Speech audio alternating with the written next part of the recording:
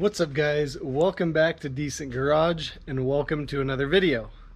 Today we're going to be doing trying to figure out something on the crew cab, likely just a maintenance issue, but one thing I've noticed with the truck over probably the past month or so is I've noticed the popping in the front end on the driver's side.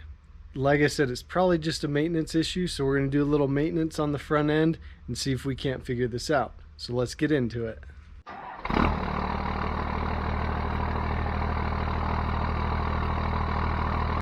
Alright, so when you're dealing with a pop in the front end on one of these trucks, there's a couple things that should come to mind. The first thing that should pop in your mind that you should check, that's probably what I would call the most catastrophic, is, let me point you guys up, right here where the steering gearbox mounts to the frame. It's actually very common because of that torque through the steering shaft and the torque from the motor as well, to actually get a crack in the frame behind the steering box. So that should be your number one priority, is check that and make sure that's not the issue. If that's the issue, it's kind of a big deal. You can look up ways to mitigate that, but anyways, I've already checked that out. That's not the issue on my truck. A couple other things that could cause the popping.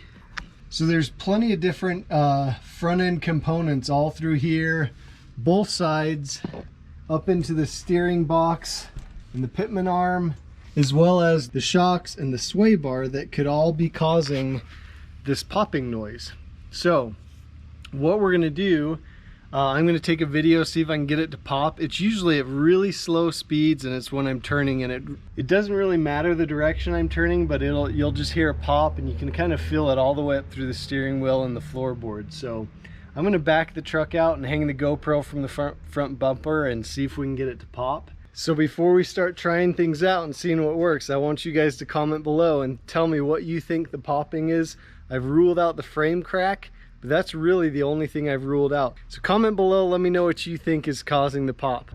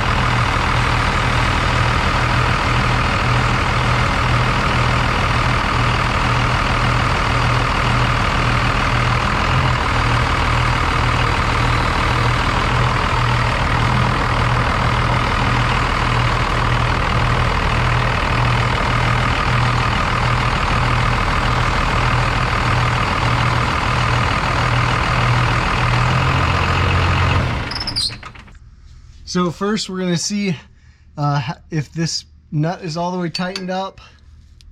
Oh boy.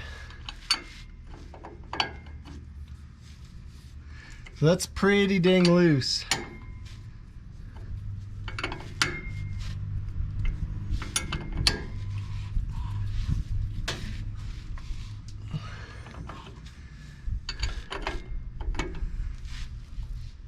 There we go. Now it's all the way tightened up. So that's hypothesis number one. Let's see if it made a difference. I'm not going to hang you guys from the bumper for this, but I'm going to back it out, see if it pops. I'll come back and let you guys know. All right guys, so I backed it out again after tightening that lower shock mount bolt, and it's still popping. So that wasn't the issue, although that thing was really loose. I was hoping that would be the issue, but apparently not. So now what we're going to do is we're going to go clean all the front end components so we can get to the Zerk fittings and grease everything and see what effect that has on it. So let's go ahead and do that.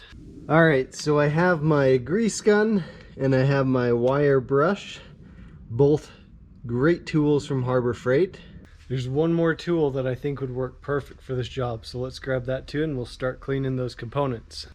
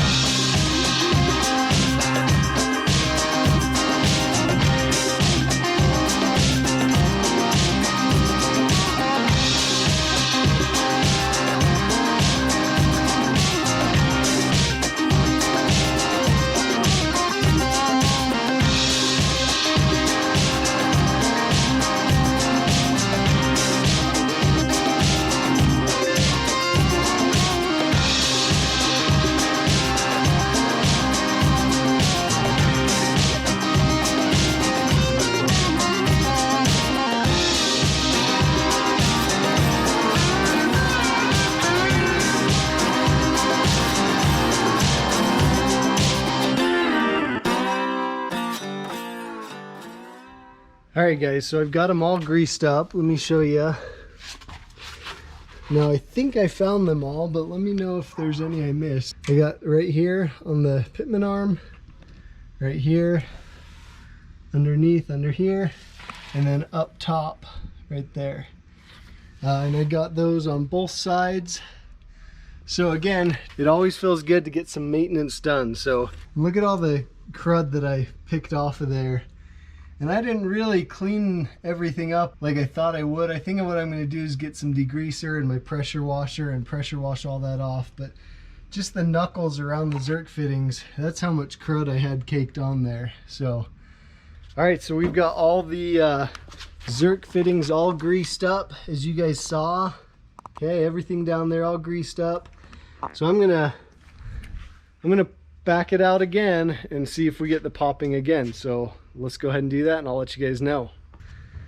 Alrighty guys, by the tone of my voice you can probably tell the popping is still there.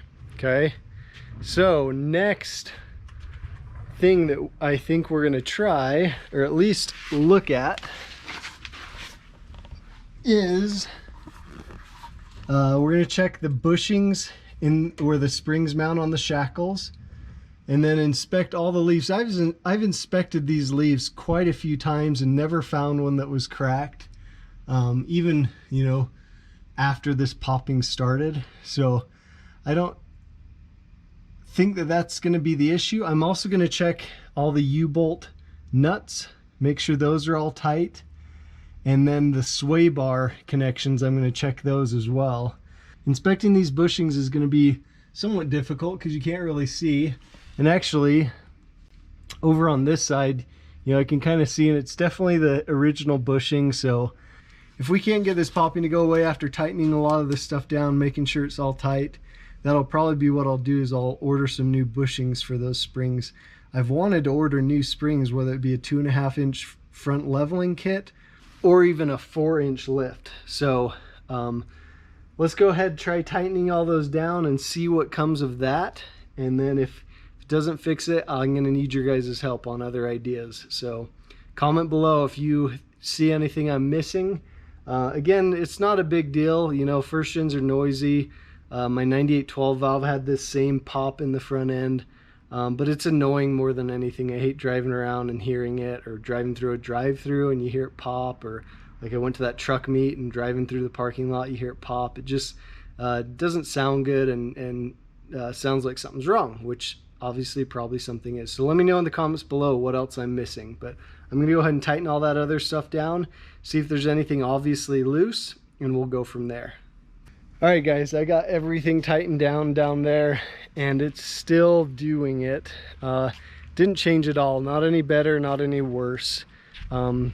So I'm gonna need your guys' help on this. What else do you think I should look at? Should I just go ahead and order those new shackle bushings for the springs?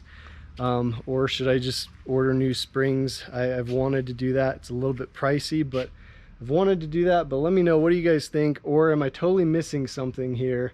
And maybe you guys have gone through this or experienced it and had something work that solved the problem. So let me know in the comments below. Sorry, kind of an unsuccessful, unsatisfying video, but nonetheless, we learned a little, we got some maintenance done. It's always fun to get maintenance done, and it's always fun to learn. So thanks for tuning in. Thanks for your support. I hope you guys are able to help me out on this one. We'll see you guys in the next video.